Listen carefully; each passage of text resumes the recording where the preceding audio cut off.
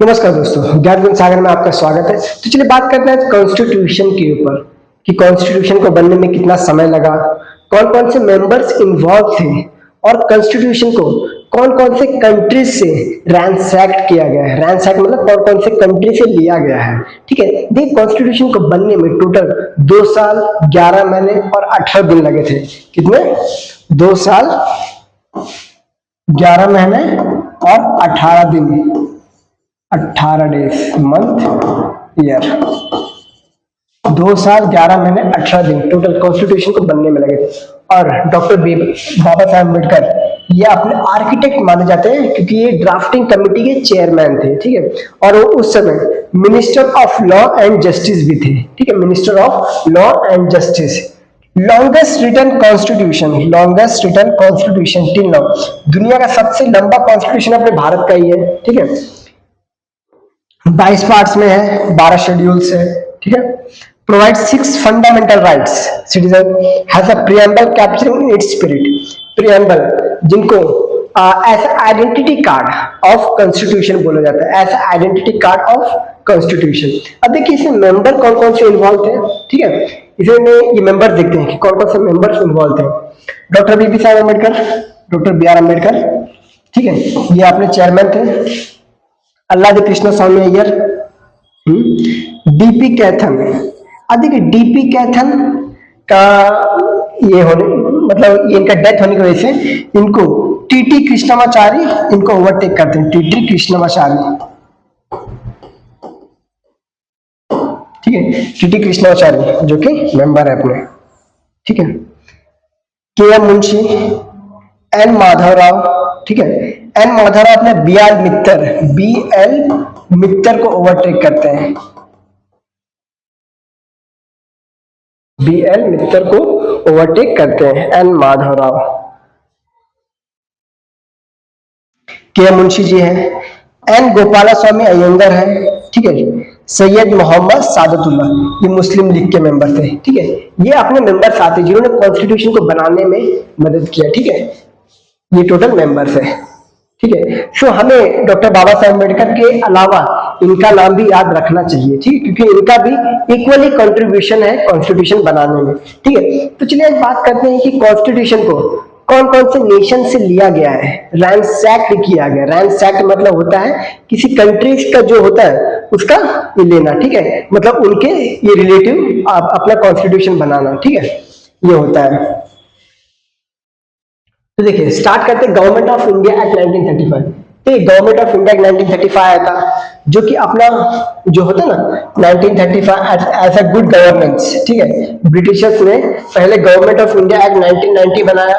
ठीक है, इसको रिव्यू करने के लिए साइमन कमीशन बनाया। ठीक है, साइमन कमीशन। उसके बाद 3 राउंड टेबल कॉन्फ्रेंस हुआ। 3 राउंड टेबल कॉन्फ्रेंस हुआ। इसका आउटपुट आया व्हाइट पेपर। ठीक है, इस व्हाइट पेपर के बेस पे 1935 का गवर्नमेंट ऑफ इंडिया एक्ट 1935 आया। ठीक है, अब मेजोरिटी अगर बोला जाए कि 75% अपने कॉन्स्टिट्यूशन का ये गवर्नमेंट ऑफ इंडिया एक्ट 1935 से आया। ठीक है, जो भी आपने देखे फेडरल स्कीम जो है ये गवर्नमेंट ऑफ इंडिया 1935 से आया। फेडरल स्कीम में क्या होता है? स्टेट। ठीक है, स्टेट होता है, उसके ऊपर अपना नेशन होता है as a country. So union government, state government, उसके नीचे अपना जो पंचायती सिस्टम होता है। तो ये फेडरल स्कीम चलता है, फेडरल सिस्टम चलता है। एक सेंट्रल लेवल पे अपना यूनियन गवर्नमेंट, स्टेट लेवल पे अपना स्टेट गवर्नमेंट। ठीक है, ऑफिस ऑफ गवर्नर, देखिए गवर्नर पहले से भी थे, गवर्नर जनरल्स वगैरह। ठीक है, तो governor, office of governor government of India 1935। Judiciary भी हमने आर्टिकल अपना गवर्नमेंट ऑफ इंडिया 1935 से लिया। ठीक है, जुडिशियरी। पब्लिक सर्विस कमीशन जो अभी आईएएस आईपीएस वगैरह का जो पोस्ट है, ये पोस्ट हमने गवर्नमेंट ऑफ इंडिया 1935 से लिया था। ठीक है, इमरजेंसी प्रोविजन जो कि आर्टिकल 352, 356 और 360 अपना फाइनेंशियल इमरजेंसी होता है। Financial emergency. ठीक है, फाइनेंशियल इमरजेंसी ये अपना प्रेसिडेंट रूल, प्रेसिडेंट रूल, और ये national emergency, article 352 national emergency, ये हमने गवर्नमेंट ऑफ इंडिया 1935 से लिया है। उसके बाद एडमिनिस्ट्रेटिव डिटेल्स, जो भी एडमिनिस्ट्रेटिव डिटेल्स वगैरह है ये भी हमने गवर्नमेंट ऑफ इंडिया एक्ट 1935 से लिया। अब उसके सेकेंड मेजोरिटी हमने ब्रिटिश कॉन्स्टिट्यूशन से लिया। क्यों? इंडिया का जो सिस्टम है, जो पार्लियामेंट्री सिस्टम है, जो भी है, ये ब्रिटिशर्स से है। क्यों? ब्रिटिशर्स ने यहाँ पे कॉलोनी बनाया था, पहले इंडिया में ब्रिटिशर्स ने ही राज किया, ठीक है। तो उनका जो भी सिस्टम है, पार्लियामेंट्री सिस्टम, एग्जीक्यूटिव सिस्टम, सब ब्रिटिशर्स से ही लिया गया मोस्टली। पार्लियामेंट्री गवर्नमेंट्स, ठीक है, जो अपने इंडिया में लोकसभा, राज्यसभा, ठीक है, ऑपोजिशन मेंबर्स जो भी है, ये सब ब्रिटिश पार्लियामेंट से लिया गया है। Next, rule of law. Rule of law, India में दो सिस्टम है, एक रूल ऑफ लॉ, ठीक है। अब रूल ऑफ लॉ जो है आपको आर्टिकल 14 में पढ़ने मिल जाएगा, equality before law and equal protection of law, equality before law and equal protection of law. जो इक्वल प्रोटेक्शन ऑफ लॉ है, ये हमने यूएस से लिया है। इक्वल प्रोटेक्शन ऑफ लॉ है, ये हमने यूएस से लिया है। Equal protection of law, equal protection of law and equality before law, equality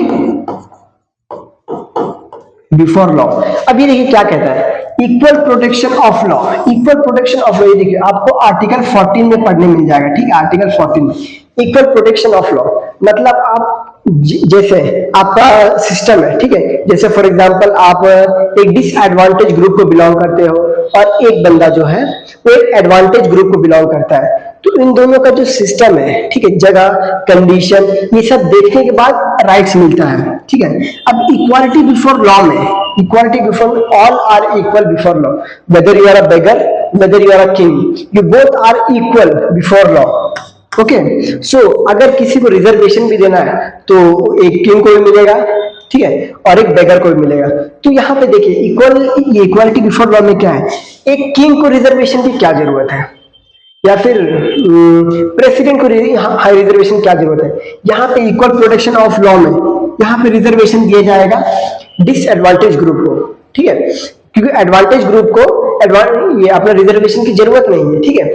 तो यहीं पे इक्वल प्रोटेक्शन ऑफ लॉ, ये हमने कहां से लिया है, यूएसए से लिया है और ये यूके से लिया है, ठीक है, यहाँ पे ये बताया गया है।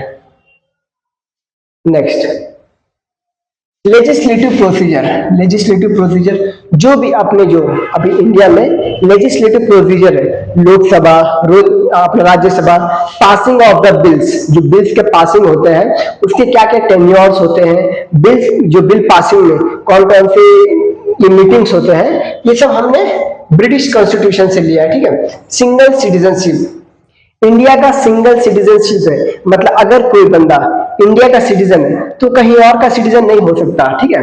और फॉर एग्जांपल अगर उसने कहीं और का सिटीजनशिप ले भी लिया तो उसका इंडियन सिटीजनशिप कैंसिल हो जाएगा। कैबिनेट सिस्टम, अपने इंडिया में कैबिनेट सिस्टम रन करता है, ठीक है।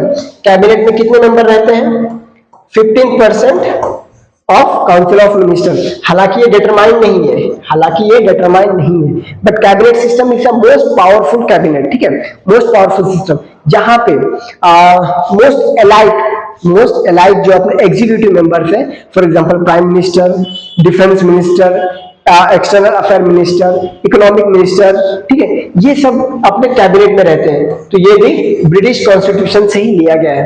नेक्स्ट, प्रेरोगेटिव रिट्स, जो रिट्स होता है, जो सुप्रीम कोर्ट के रिट्स होते हैं, सुप्रीम कोर्ट रिट्स जारी करता है ना, रिट्स, तो वो भी हमने ब्रिटिश कॉन्स्टिट्यूशन से लिया है। ओके, अभी देखिए ये रिट्स में कौन से हैं, मैंडेमस हो गया है, ये अपना हेबियस कॉर्पस हो गया, ये सब रिट्स है, अपने आर्टिकल 32 में दिया गया है। आर्टिकल जो रिट्स होता है, रिट्स, ठीक है, रिट्स जो अपना सुप्रीम कोर्ट यूज करता है, रिट्स, ठीक है, ये आर्टिकल 32 में दिया गया है, article 32। Okay, next, parliamentary privilege. Parliamentary privilege, जो पार्लियामेंट्री मेंबर्स रहते हैं उनका क्या क्या प्रिविलेजेस है, ठीक है, मतलब देखिए उनका राइट टू स्पीच आर्टिकल 19 में मेंशन है। आर्टिकल 19 में राइट टू स्पीच मेंशन है आर्टिकल 19 में, ठीक है, freedom of speech and expression. लेकिन जो पार्लियामेंटेरियंस रहते हैं ना, उनका जो freedom of speech and expression ये थोड़ा ज्यादा रहता है, मतलब उसमें बैरियर्स कम रहते हैं, ठीक है, क्योंकि उनको ऐसा बोला गया है कि अगर इनको full freedom of speech and expression नहीं देंगे तो ये अपनी ड्यूटी अच्छे से नहीं निभा पाएंगे, ऐसा बोला जा रहा है, ठीक है। तो नेक्स्ट बात करते हैं बाइकैमरलिज्म। बाइकैमरलिज्म क्या होता है? बाइकैमरलिज्म अपना वो होता है, फॉर एग्जांपल एक स्टेट है, स्टेट में जो स्टेट लेजिस्लेटिव असेंबली होता है, ठीक है, state legislative assembly, okay, state legislative assembly. अब वहीं पे एक होता है स्टेट लेजिस्लेटिव काउंसिल, ओके, अपना लोकसभा हो गया और अपना राज्यसभा हो गया, अपना राज्यसभा हो गया, ठीक है, लोकसभा एंड राज्यसभा, ओके। अब देखिए लोकसभा और Rajya Sabha, Lok Sabha same as state legislative assembly, ठीक है, यहाँ पे इलेक्टेड मेंबर रहते हैं, यहाँ पे इलेक्टेड मेंबर्स रहते हैं, जैसे prime minister mostly in some cases वो राज्यसभा से रह सकते हैं, फॉर एग्जांपल इंदिरा गांधी राज्यसभा से थी, ठीक है। बाकी मेजोरिटी ऑफ टाइम ऐसा रहता है कि जो अपने प्राइम मिनिस्टर रहते हैं ये अपने लोकसभा से रहते हैं, ओके। नेक्स्ट जो राज्यसभा है, यहाँ पे इनडायरेक्टली इलेक्टेड मेंबर्स रहते हैं, इनडायरेक्टली इलेक्टेड, ठीक है, इनडायरेक्टली इलेक्टेड और same as state legislative council, इसको विधानसभा, विधान परिषद, ओके। नेक्स्ट ये हो गया यूएस कॉन्स्टिट्यूशन। यूएस से हमने क्या क्या लिया? देखिए यूएस को इंडिपेंडेंस मिला था 1783 में, US got independence from British in 1783, okay. अब वहां से USA became the first democratic nation. As on paper US became the first democratic nation, okay. तो फंडामेंटल राइट जो है, जो बिल्स ऑफ राइट्स है, फंडामेंटल राइट्स है जो यूएसए में बिल्स ऑफ राइट्स है ना, बिल्स ऑफ राइट्स, यहां से हमने फंडामेंटल राइट्स लिए हैं, ठीक है। कितना फंडामेंटल राइट्स है? अभी 6 फंडामेंटल राइट्स है 6 fundamental rights, okay. Independence of judiciary, देखिए जुडिशरी हमने कहां से लिया है? जुडिशरी हमने यहां से लिया है, ये देखिए गवर्नमेंट ऑफ इंडिया एक्ट 1935 है। लेकिन इंडिपेंडेंस ऑफ जुडिशरी देखिए, एक होता है separation of power, Montesquieu separation of power, जिसमें आता है अपना executive,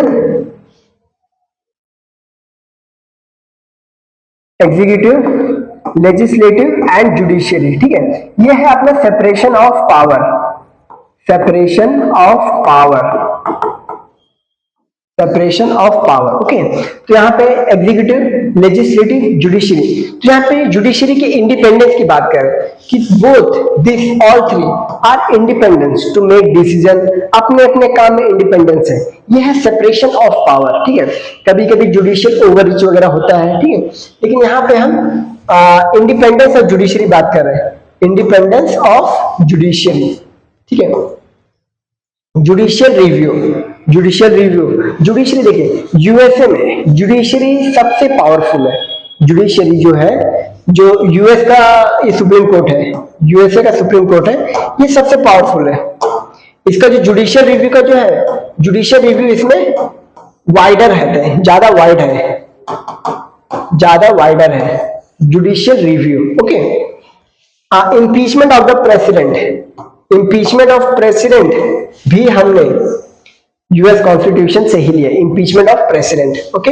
removal of supreme court जज, सुप्रीम कोर्ट के जज का रिमूवल प्रोसेस क्या है, ये हमने यूएस कॉन्स्टिट्यूशन से लिया है। हाई कोर्ट जज and post of vice president, मतलब impeachment of president, removal of supreme court जज, हाई कोर्ट जज and post of vice president, कि वाइस प्रेसिडेंट को भी, अभी रिसेंटली वाइस प्रेसिडेंट का इलेक्शन हुआ है, ओके, तो वाइस प्रेसिडेंट को भी पोस्ट से कैसे हटाना है, ये हमने यूएस कॉन्स्टिट्यूशन से ही लिया है।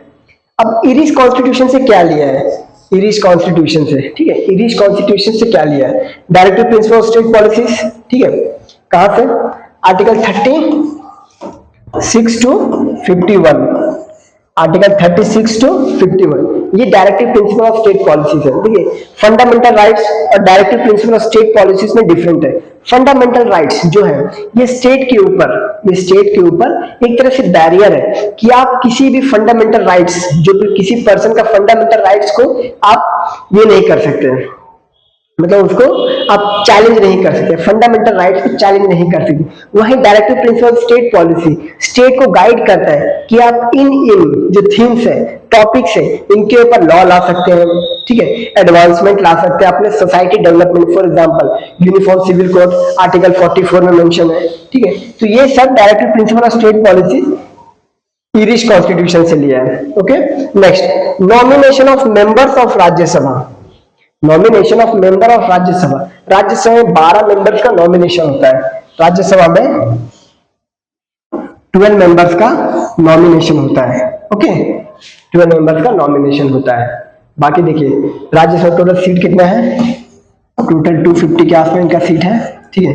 अब इसमें से 12 जो है nominated by president, nominated by president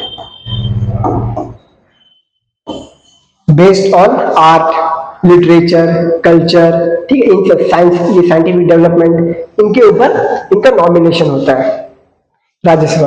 method of election of president, देखिए इम्पीचमेंट तो हमने यूएस से लिया है, लेकिन प्रेसिडेंट के जो इलेक्शन का मेथड है ना, देखिए प्रेसिडेंट के इलेक्शन जो होता है और जो इसमें इलेक्टोरल कॉलेज होता है वो अपना पूरा इंडिया का जो इलेक्टेड मेंबर है, elected member, for example president के इलेक्शन के लिए, प्रेसिडेंट के इलेक्शन के लिए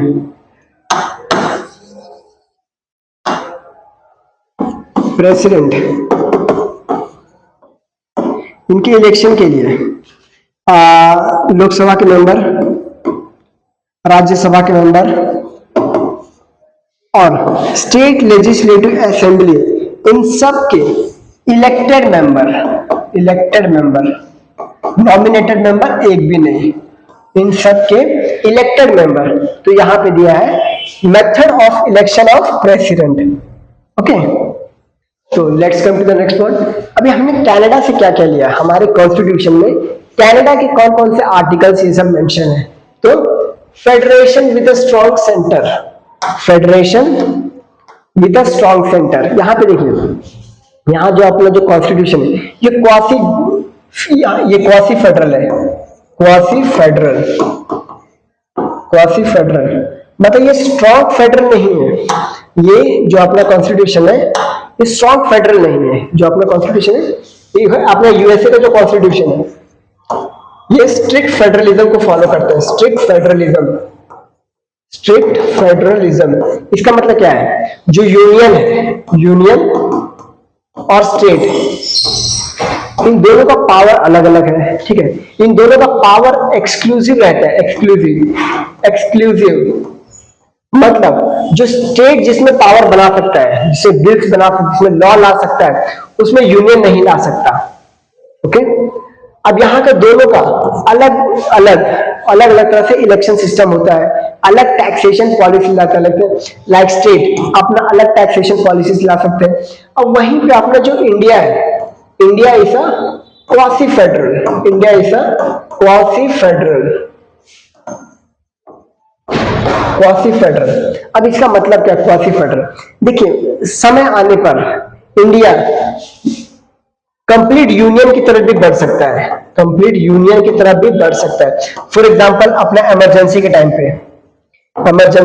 पे सेंट्रलाइज हो जाता है, मोस्टली सेंट्रलाइज हो जाता है, हर जगह प्रेसिडेंट का रूल चलने लगता है, ठीक है। तो ये हो गया अपना कि जो पावर है कंप्लीटली स्टेट और यूनियन के बीच में बाइफरकेटेड नहीं है। जो अपने इंडिया में ऐसा है, देखिए अपना यूनियन लिस्ट समथिंग अराउंड 98 इसमें ऐसे सब्जेक्ट्स है जिसमें सिर्फ और सिर्फ यूनियन ही लॉ बना सकता है, और समथिंग अराउंड 60, अभी शायद से 59 हो गए, समथिंग अराउंड 60 जिसमें स्टेट लॉ बना सकते हैं, स्टेट लिस्ट है, ठीक है। इसमें स्टेट को लॉ बनाने का राइट्स है, लेकिन एक्सक्लूसिव नहीं है। एक और आता है कॉन्करेंट लिस्ट, कॉन्करेंट लिस्ट, ठीक है। इसमें समथिंग अराउंड 55 के आसपास इसमें लिस्ट है। अब इसमें कॉन्करेंट में क्या है, स्टेट और सेंटर दोनों लॉ बना सकते हैं, लेकिन अगर सेंटर ने भी लॉ बनाया और स्टेट ने भी लॉ बनाया तो सेंटर का लॉ ज्यादा पावरफुल होता है और स्टेट के लॉ को ओवर पावर कर सकता है। अब यहीं पे जो अपना सेंटर है, ये कुछ लॉ, सम लॉस ये स्टेट लिस्ट से निकाल के वो यूनियन में भी डाल सकता है, कॉन्करेंट में भी डाल सकता है। ये पावर किसके पास है, यूनियन गवर्नमेंट के पास, यूनियन गवर्नमेंट के पास है, ओके, ये पावर है। तो यही बताया गया है, federation with a strong centre, federation with a strong centre, मतलब जो सेंटर है अपना वो ज्यादा स्ट्रॉन्ग है। Next, visiting the residuary power in the centre, मतलब जो भी ऐसी लिस्ट जो ना ही यूनियन लिस्ट में है, जो ना ही यूनियन लिस्ट में है, ना ही स्टेट लिस्ट में है, ना ही कॉन्फ्रेंस में, उसको बोलते हैं रेसिड्यूरी पावर, उसको बोलते हैं रेसिड्यूरी पावर, ठीक है, रेसिड्यूरी पावर। अब ये रेसिड्यूरी पावर जो किसके हाथ में है, रेसिड्यूरी पावर अपना प्रेसिडेंट के हाथ में रहता है, मतलब मोस्टली इसका सेंटर के हाथ में रहता है, सेंटर अपना union government, union government, okay.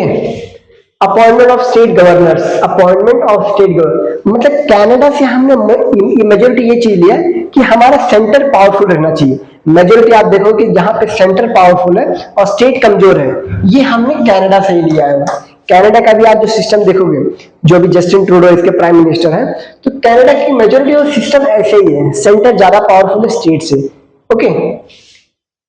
Govern by centre and advisory jurisdiction और सुप्रीम कोर्ट, ठीक है। सुप्रीम कोर्ट को एडवाइजरी, ये अपना आर्टिकल 146 में ऐसा मेंशन है कि prime minister, sorry president, time to time supreme court से एडवाइस ले सकते हैं किसी भी केस में, ठीक है, किसी भी केस में। अभी तक टोटल समथिंग अराउंड 14 केसेस हो चुका है जिसमें प्रेसिडेंट ने सुप्रीम कोर्ट से ये एडवाइस लिया हो, ओके।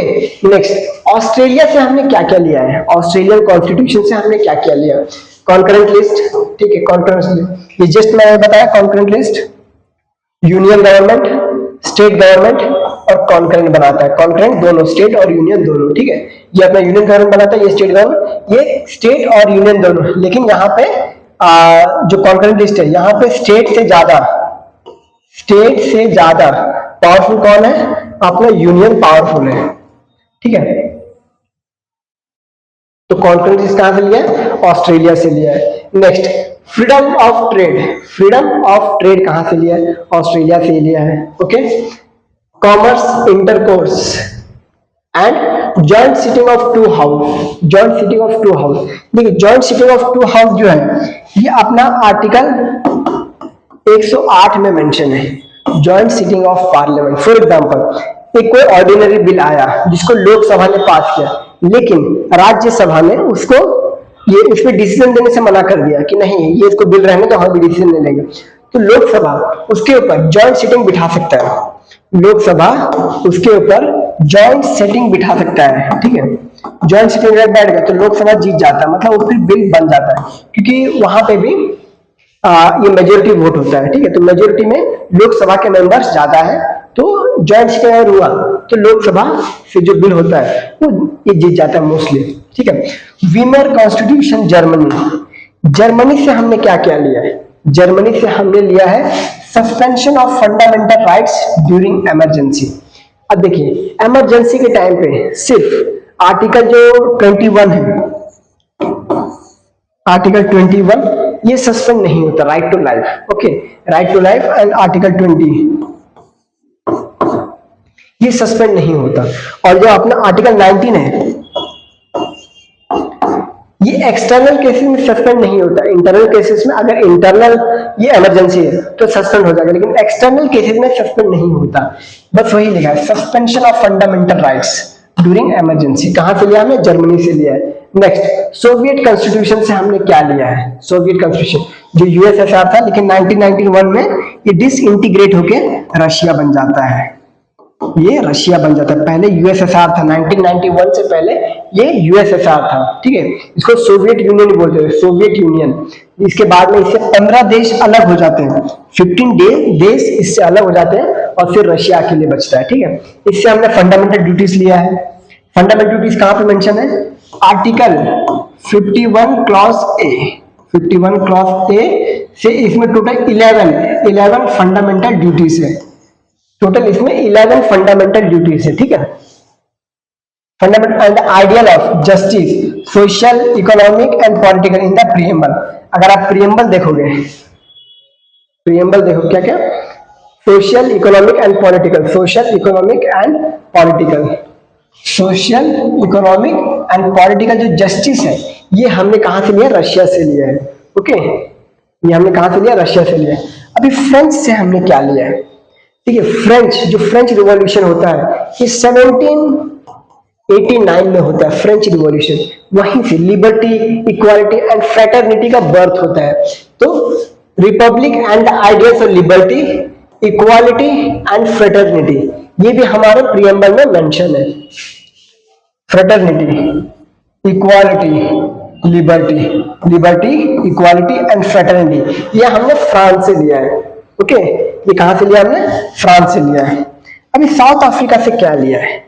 साउथ अफ्रीका से procedure of amendment of constitution and election of member of Rajya Sabha. यहां पे हमने क्या देखा था? Nomination of member of Rajya Sabha, nomination of member of Rajya Sabha, nomination of member of Rajya Sabha. लेकिन यहां पे है election of member of Rajya Sabha. मैंने बताया ना 12 मेंबर्स जो रहते हैं ये नॉमिनेट होते हैं, लेकिन बाकी 238 मेंबर ये इलेक्ट होते हैं अपने राज्यसभा में, लेकिन इनडायरेक्ट इलेक्शन। यहां पे क्या होता है? इनडायरेक्ट इलेक्शन, इनडायरेक्ट इलेक्शन होता है यहां पे, ओके। अब जापानीज कॉन्स्टिट्यूशन में procedure establish by law, Japanese से हमने लिया है procedure establish by law, okay. तो धन्यवाद दोस्तों, ये है अपना sources of constitution at a glance. मतलब हमने कॉन्स्टिट्यूशन को कौन कौन से देश से लिया हुआ है, ठीक है।